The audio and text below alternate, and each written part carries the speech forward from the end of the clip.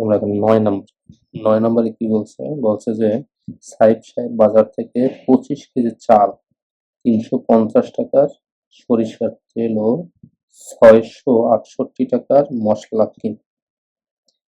প্রতি কেজি চালের দাম 72 টাকা, দোকানদারকে 3,000 টাকা ফেরত দিলেন। এখন দোকানদার তাকে কত টাকা ফেরত দেবে? তাহলে আমরা যদি 9 লিখি, 25 কেজি চাল, 1 কেজির দাম কত? 72 টাকা। 25 গুণ 72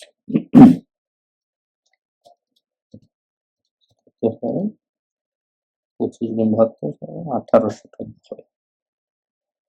1800 টাকা, তার মানে তিনি 1800 টাকা চাল কিনছেন।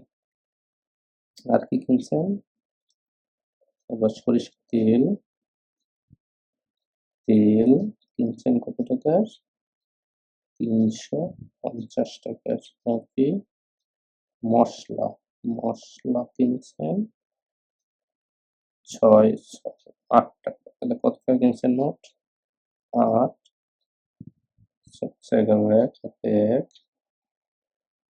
7 আর 10, 18, 8 হাতে 1,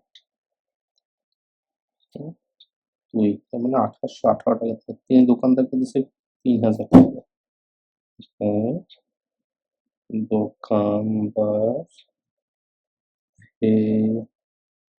ফেরত দিবে 3,000 বিয়োগ 2818,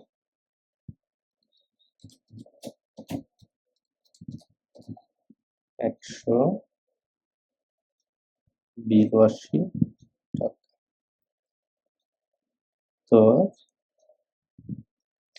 182 টাকা, ঠিক আছে।